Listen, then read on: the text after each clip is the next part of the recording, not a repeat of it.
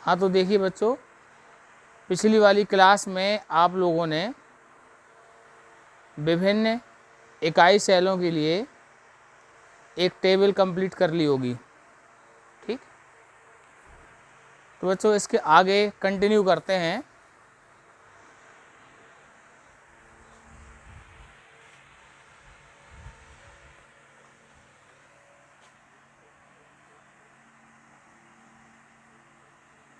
परमाणु त्रिज्या, परमाणु त्रिज्या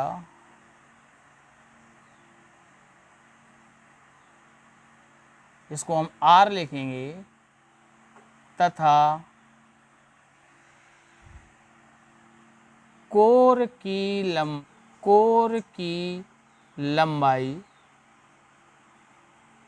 इसको स्मॉल ए लिखेंगे, स्मॉल ए में संबंध।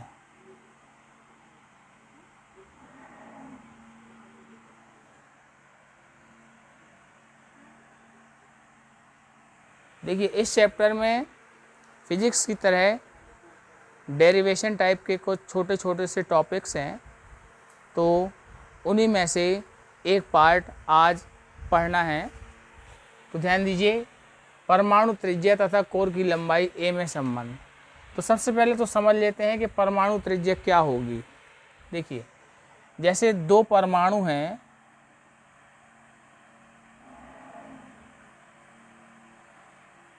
और इनके त्रिज्याएं अगर देखें तो ये हो जाएगी R और ये वाली भी हो जाएगी R।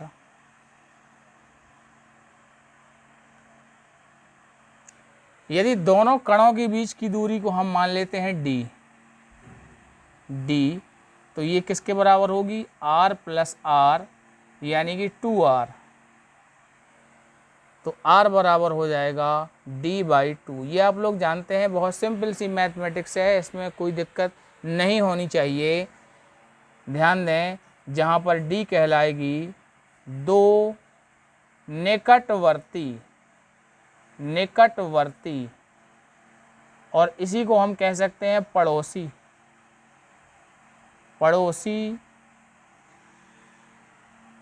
कणों के बीच की दूरी, कणों के बीच की दूरी।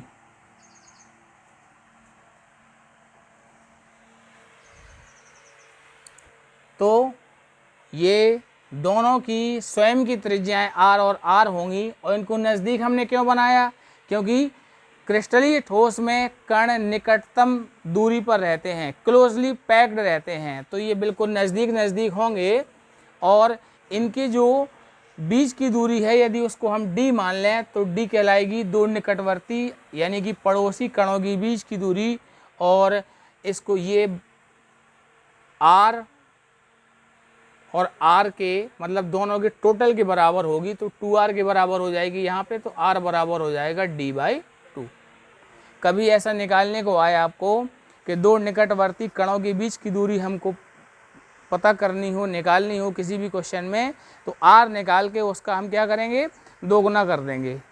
ठीक है, इतनी बात समझ में आई। अब ये जो कोर की लंबाई है, आपके कोर्स में केवल और केवल घनीय तंत्र हैं जो कि 3 प्रकार के होते हैं, उन तीनों का ही हमको अध्ययन करना है।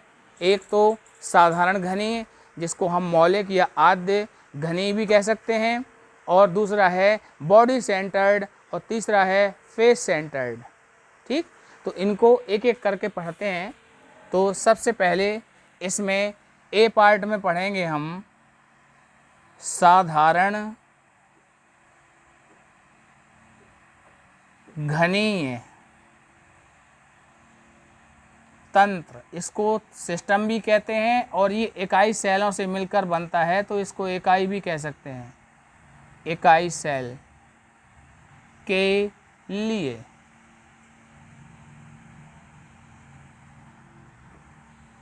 ध्यान दें, तो सबसे पहले तो हम इसकी यूनिट सेल बनाते हैं। यूनिट सेल बनाने के लिए पहले तो हम एक घन बना लेंगे, घनाकार आकृति का निर्माण करेंगे।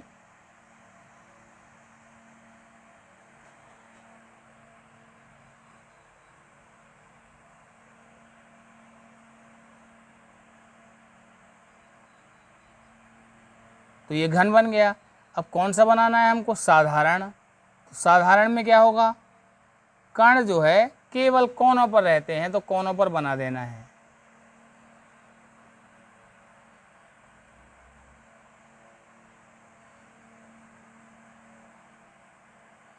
ये देखिए साधारण घनी इकाई बना दिया है, कई बार बना चुके हैं, इसके पहले भी आपको समझ में आ रहा होगा। तो अब ध्यान दें, यहाँ पर जो कण रखे होंगे इनको यदि हम बनाएं, कटी हुई लाइन से बना लेते हैं।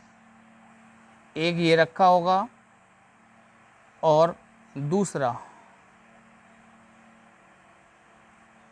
इस प्रकार से रखा होगा, और ये दोनों क्लोजली पैक्ड होंगे। तो थोड़ा बड़ा आकार कर लेते हैं पहले वाले कण का।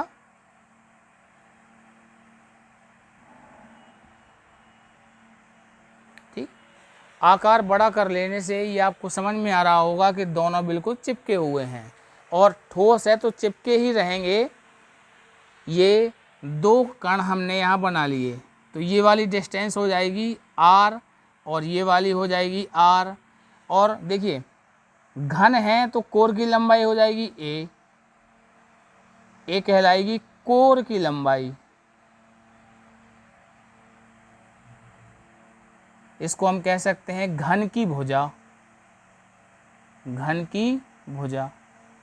तो देखिए ये बिल्कुल सिंपल सा केस हो गया कि यहाँ r प्लस r बराबर होगा a के, तो 2r बराबर a, या कह सकते हैं r बराबर a/2।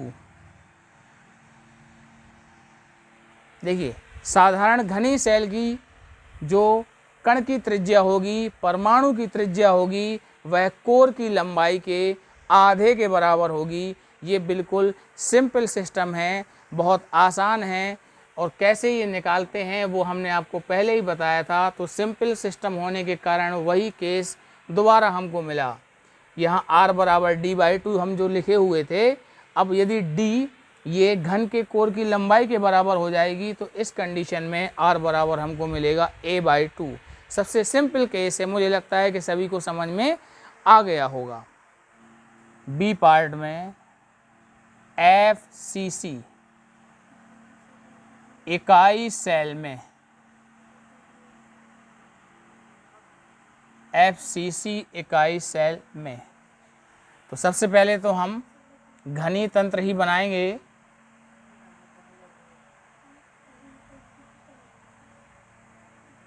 पहले हमने घन बना लिया, और इसे बना लेने के बाद अब देखना है किस प्रकार का तंत्र है ये। तो फलक केंद्रित है। फलक केंद्रित में क्या होता है? फलक केंद्रित में कण जो होते हैं वो कोनों के अतिरिक्त फलकों के केंद्र पर रहते हैं। फलकों के केंद्र पर कण व्यवस्थित रहते हैं।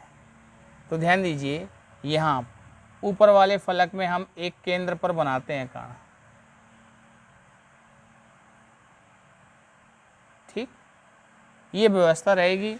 और अगर हम अन्य कणों को बनाना चाहें तो एक हो जाएगा ठीक नीचे,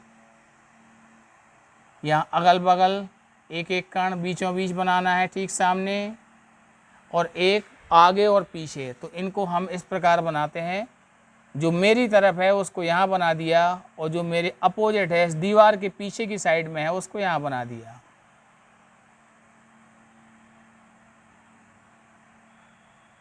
ये इकाई सेल आप लोग बना चुके हैं। ठीक, इसकी प्रैक्टिस भी हो रही है। यहाँ पर बार बार बना लेने से हमें और बेहतर ढंग से चीज़ें समझ में आती जाएंगी। तो अब ध्यान दीजिए, फलक केंद्रित में यहाँ एक ऊपर वाले फलक को हम देख लेते हैं। तो देखिए एक कण यहाँ रखा हुआ है, तो इसको हम कटी हुई लाइन से बना लेते हैं।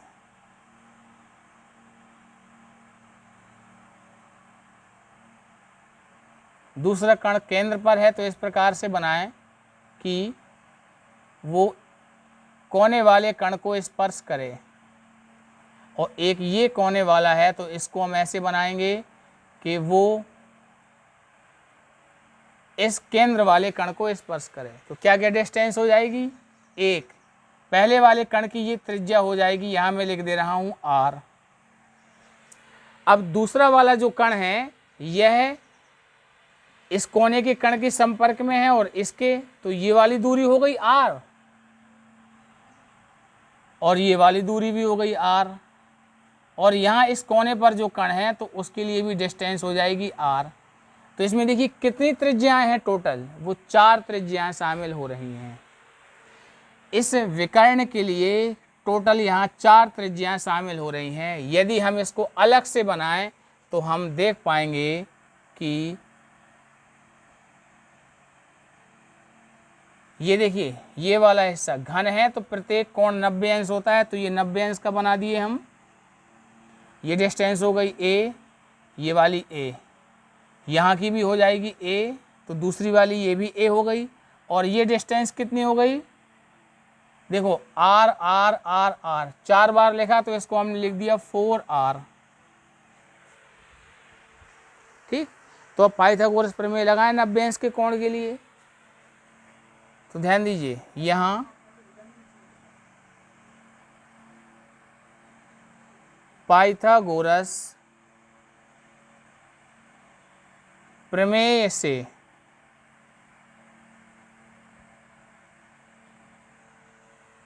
मैं यहाँ लिख देता हूँ उसको, कर्ण का वर्ग बराबर होता है आधार का वर्ग प्लस लंब का वर्ग। तो देखिए कर्ण हो जाएगी ये वाली दूरी कितनी है 4r, स्क्वायर करेंगे इसका। अब आधार a हो गया तो ये a स्क्वायर धन फिर से लंब भी a है तो a स्क्वायर। अब देखिए 4r स्क्वायर करेंगे तो मिलेगा हमको 16r स्क्वायर, और ये दोनों का टोटल कर देंगे तो हमको मिलेगा यहाँ 2a स्क्वायर। यदि वर्गमूल लेते हैं तो हमको मिलेगा यहाँ 4r बराबर √2 और a हो जाएगा बाहर। तो जो r का मान निकल के आया वो है √2a/4।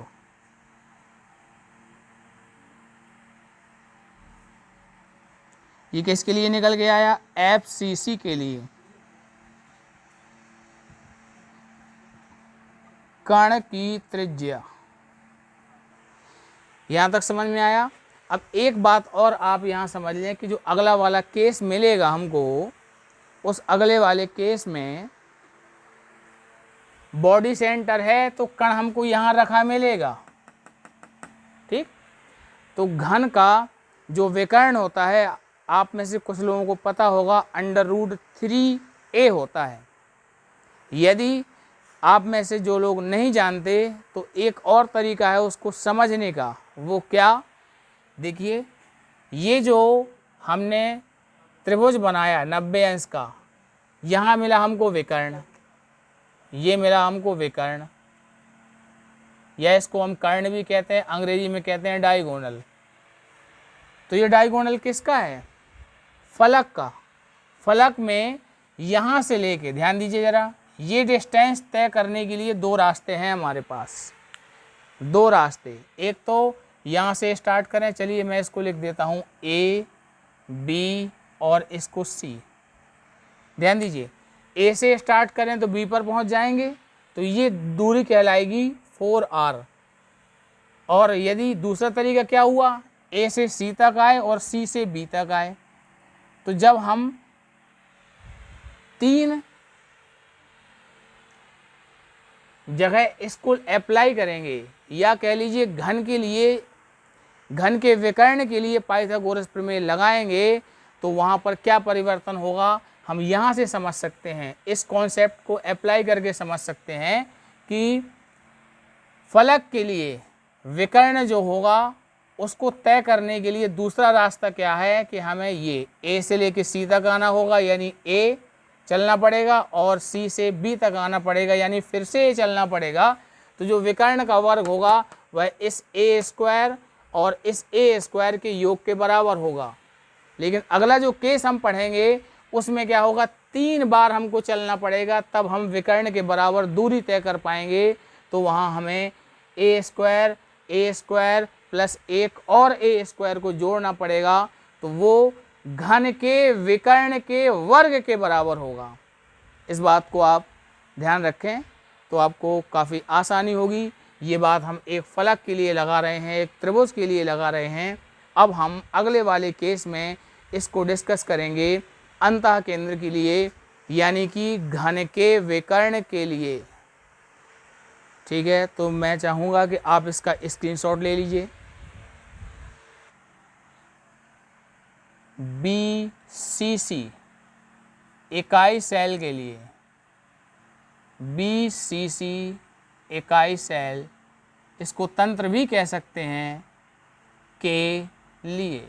BCC का मतलब होता है body centred cubic, body centred cubic. तो इसमें कणों की स्थिति बनाने के लिए सबसे पहले हम घन को ही बनाएंगे। कई बार बना चुके हैं तो आप लोगों को अच्छी तरह से ये याद भी हो गया होगा, बहुत प्रैक्टिस की है आप लोगों ने।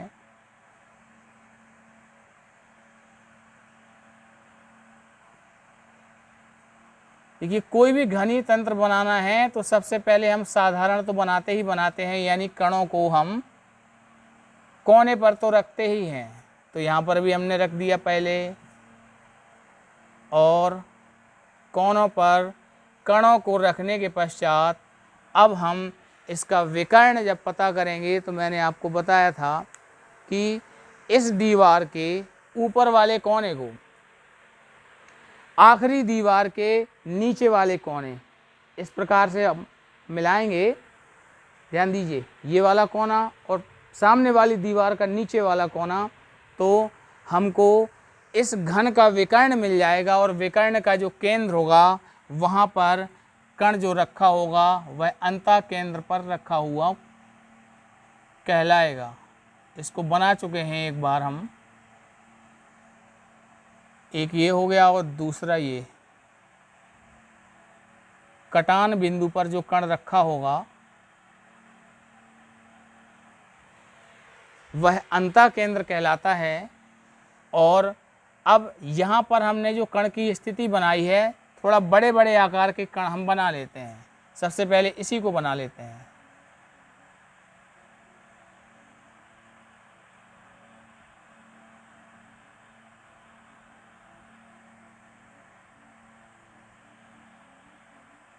ध्यान दीजिए, 3 ही कण यहाँ पर बनाने हैं। बीच वाले कण में जो टोटल डिस्टेंस होगी तो ऊपर की तरफ हो जाएगी r, यहाँ अलग से लिख देता हूँ r, और नीचे की तरफ भी हो जाएगी r। ऊपर वाले कोने वाले कण में केवल एक त्रिज्या होगी r, और नीचे वाले में भी केवल एक त्रिज्या होगी। तो पहले की तरह यहाँ पर भी हमें इस घन के विकर्ण में मिले हैं कितने, 4 r r r r, 4 बार r, यानी यहाँ पर भी है टोटल 4r। अब देखिए, इस घन के विकर्ण को हम या तो इस कोने से सीधे यहाँ आ सकते हैं, अथवा आने के लिए एक और तरीका है। वो क्या है कि ये डिस्टेंस तय करेगा a, इसके बाद यहाँ कोने पर आ जाएंगे, फिर नीचे की तरफ आएंगे तो ये भी तय करेगा a, और एक बार फिर से ये a तय करेगा। तो टोटल 3 बार a डिस्टेंस तय करेगा, जब ऊपर से नीचे वाले इस विकर्ण के कोने पर हमको वही स्थान प्राप्त हो जाएगा जो कि सीधे विकर्ण में ऊपर से नीचे की ओर आने पर प्राप्त होगा। तो ध्यान दे लीजिए, घनाकार आकृति, घनाकार आकृति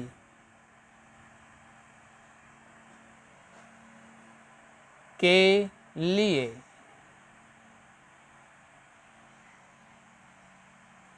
पाइथागोरस प्रमेय उसी तरह से अप्लाई होगी।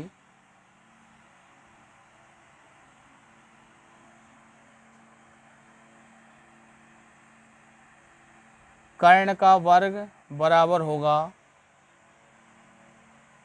पहली भुजा का वर्ग प्लस दूसरी भुजा का वर्ग प्लस तीसरी भुजा का वर्ग, ये मैंने लिख दिया है। अगर आप इसको समझें कि हमें ज़रूरत नहीं है तो सीधा क्या कर सकते हैं, 4r का स्क्वायर बराबर होगा a स्क्वायर प्लस दूसरी भुजा फिर से वही a और तीसरी भी a, तो इनको टोटल करेंगे तो हमको मिलेगा 3a स्क्वायर। यहाँ वर्क करेंगे तो हमको मिलेगा 16r स्क्वायर बराबर 3a स्क्वायर। ये अब इसका हम ले लेते हैं वर्गमूल, तो वर्गमूल लेने पर हमको मिलेगा यहाँ 4r बराबर अंडर रूट 3a, a बाहर हो जाएगा तो r बराबर मिलेगा अंडर रूट 3a/4। जरा गौर करें, यहाँ मैं लिख रहा हूँ, नोट में इस बात को आप समझने का प्रयास करें कि सिंपल वाले केस में r मिला था किसके बराबर, a/2। FCC में r बराबर मिला हमको अंडर रूट 2a/4 और BCC में r बराबर मिला, 2 के बाद आता है 3 तो अंडर रूट 3a/4। तो याद करने का एक पैटर्न हमको मिल गया जिससे हम इन तीनों के फॉर्मूले को याद रख सकते हैं। सिंपल वाले में कुछ नहीं करना है हमको, त्रिज्या क्या हो जाएगी, कोर की लंबाई की आधी, ठीक है। इसके बाद फेस सेंटर्ड में क्या होगा, त्रिज्या कितनी हो जाएगी, अंडर रूट 2a/4 और BCC यूनिट सेल में r की वैल्यू हो जाएगी अंडर रूट 3a/4। तो अब आप मुझे ये बताएं, क्या आप इतनी जानकारी के अनुसार एक टेबल कंप्लीट कर सकते हैं? अपने मन से आपको टेबल कंप्लीट करनी है और उस टेबल के पॉइंट्स क्या क्या होंगे मैं आपको बता रहा हूँ। विभिन्न घनीय इकाई सेलों ऑब्लिक करके तंत्रों के प्रमुख लक्षण।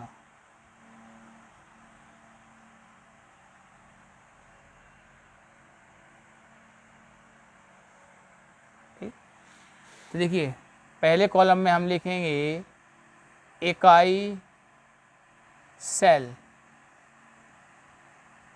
ठीक। दूसरे में लिखेंगे rank of unit cell, rank of unit cell जिसको हम Z कहते हैं। और तीसरे में लिखेंगे स्मॉल r तथा a के बीच संबंध, ठीक। और देखिए 2 कॉलम आप लोग और बना लेंगे, अभी लिखना नहीं है। संकुलन, संकुलन गुणांक, संकुलन गुणांक, इसको हम कहते हैं पैकिंग, पैकिंग फ्रैक्शन। और अंतिम कॉलम बनाना है हमको संकुलन, संकुलन दक्षता। संकुलन दक्षता को हम कहते हैं पैकिंग एफिशिएंसी।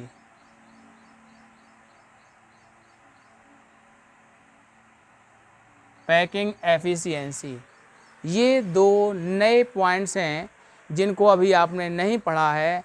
इसके ठीक बाद ही हमको पढ़ना है, लेकिन टेबल हम बनाएंगे तो ये घनीय सेलों के प्रमुख लक्षण की टेबल हो जाएगी और केवल इसी टेबल को पढ़कर आप इस चैप्टर की महत्वपूर्ण जानकारी को कंप्लीट कर सकेंगे, उसका रिवीजन कर सकेंगे। तो ये बेहद महत्वपूर्ण टेबल हो जाएगी आप लोगों के लिए। इसमें हमें केवल 3 घनीय इकाई सेलों की जानकारी को स्टोर करके लिख देना है। कौन कौन सी होंगी? पहली हो जाएगी साधारण घनीय, साधारण घनीय तंत्र। दूसरा होगा BCC तंत्र, बॉडी सेंटर्ड क्यूबिक। और तीसरा हो जाएगा FCC तंत्र, या इकाई लिख सकते हैं फेस सेंटर्ड क्यूबिक सिस्टम। ठीक है, तो इसमें आप लोग 2 चीज़ें नहीं लिख पाएंगे आज, लेकिन जब इसको पढ़ लेंगे तो वो भी लिख लेंगे। तो इसको बाद में लिख लीजिए, टेबल बना लीजिएगा। अब ये दोनों हम निकालना पढ़ेंगे, लेकिन इन दोनों में एक संबंध पाया जाता है। यहाँ मैं उसको लिख देता हूँ। संकुलन दक्षता बराबर होती है संकुलन गुणांक, संकुलन गुणांक गुणा 100। कहने का मतलब क्या हुआ कि यदि किसी पैकिंग में संकलन गुणांक, जैसे साधारण के लिए हम निकालेंगे तो वो आएगी यहाँ पर 0.52, तो 100 का गुणा कर देंगे तो आ जाएगा यहाँ 52%। ये परसेंट में निकाला जाता है। ठीक है, तो इस टेबल का आप स्क्रीनशॉट ले लीजिए। ये होमवर्क है, इसको आपको कंप्लीट करना है। संकुलन गुणांक,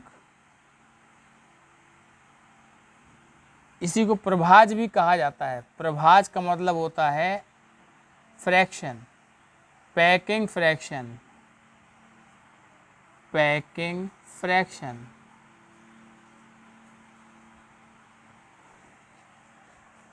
तथा संकुलन, संकुलन दक्षता,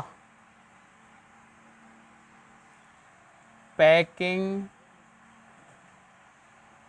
एफिशिएंसी, EFFICIENCY,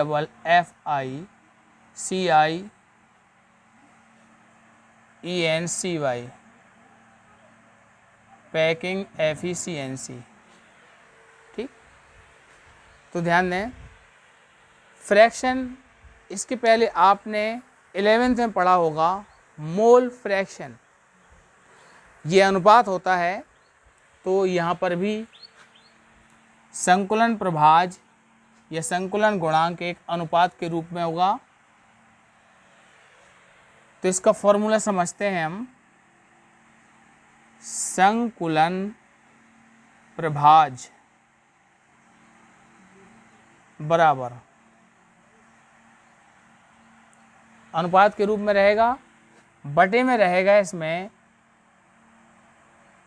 इकाई सेल का आयतन, और इसमें ऊपर रहेगा इकाई सेल में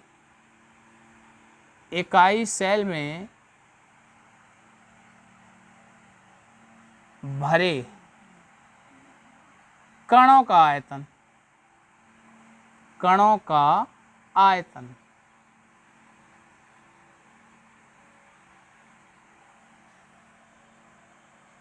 संकुलन प्रभाज किसके बराबर होगा?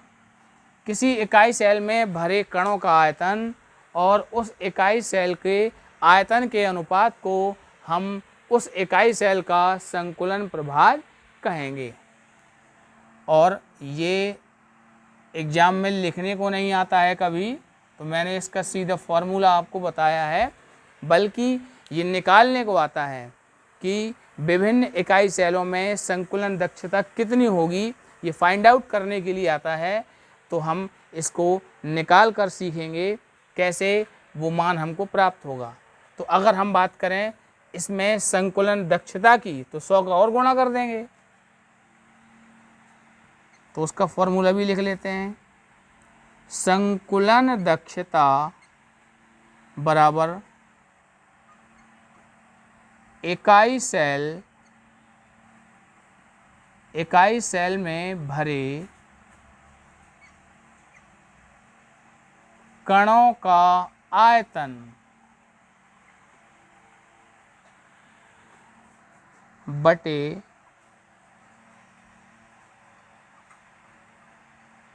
इकाई सेल का आयतन और ऊपर गुणा हो जाएगा 100 का।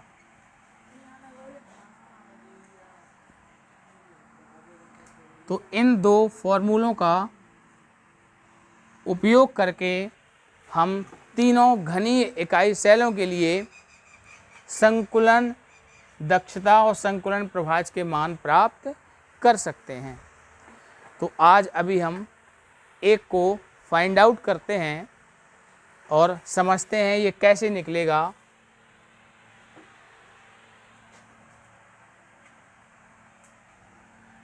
वाला पार्ट साधारण घनीय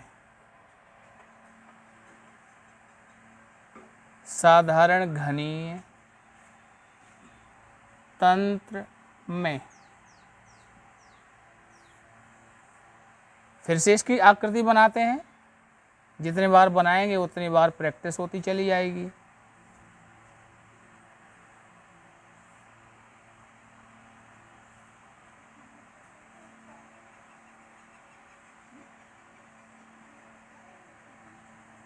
आठ कणों को बना देते हैं।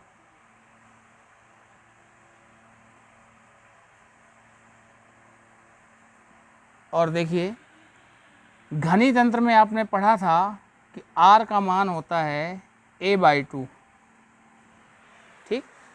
और आप लोग जानते हैं कि साधारण घनीय तंत्र में साधारण घनीय तंत्र की रैंक बराबर होती है 1।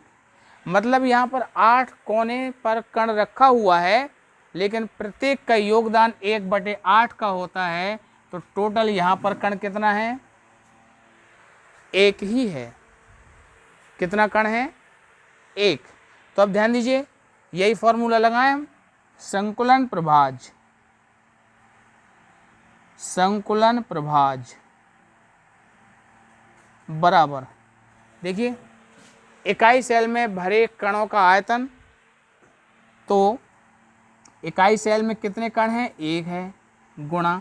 अब ये कण कैसे होते हैं? गोलाकार, और गोले के आयतन का फॉर्मूला होता है 4/3 πr³। तो मैं अलग से भी लिख देता हूँ एक इस फॉर्मूले को। गोले का आयतन बराबर 4/3 πr³। इस वैल्यू को रख देते हैं 4/3 πr³ बटे।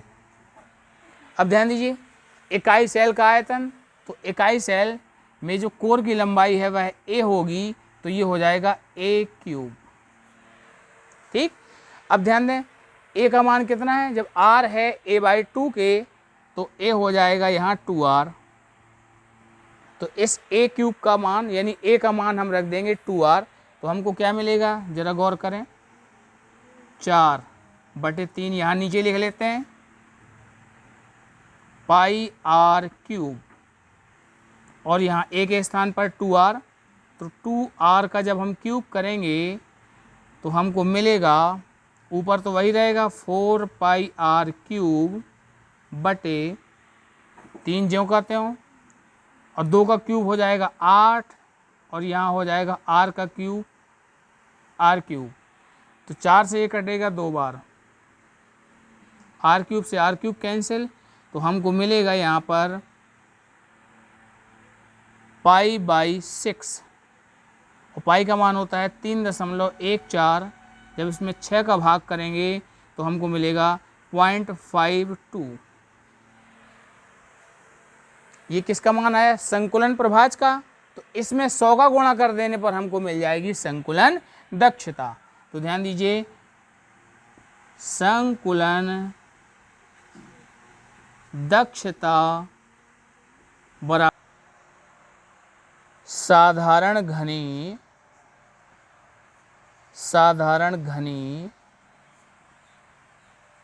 तंत्र की संकुलन दक्षता बराबर 52%। ठीक है, तो इसी तरह से हम बाकी के इकाई सेलों की संकुलन दक्षता निकाल सकते हैं। तो जिस एक को तो मैंने निकाल दिया यहाँ पर, अब हम क्या करेंगे, इस वैल्यू को उसी टेबल में रख के उस टेबल को कंप्लीट कर लेंगे और सीधे याद कर लीजिए। उसको निकालना तो मैंने आपको सिखाया है, वो आप सीख लेंगे। ऐसा प्रश्न भी बन सकता है तो ये 4 नंबर का बनेगा, और यदि डायरेक्ट आता है कोई प्रश्न तो ऑब्जेक्टिव के रूप में होगा और वह 1 नंबर का बनेगा। तो आप लोगों ने आज संकुलन दक्षता निकालना भी सीखा। तो बाकी की जो 2 इकाई सेल हैं उनकी आप चाहें तो घर में प्रैक्टिस कर सकते हैं, अदरवाइज़ नेक्स्ट क्लास में उसको हम कंटिन्यू करते हैं। ठीक है बच्चों, तो आज की क्लास के लिए इतना ही। Thank you.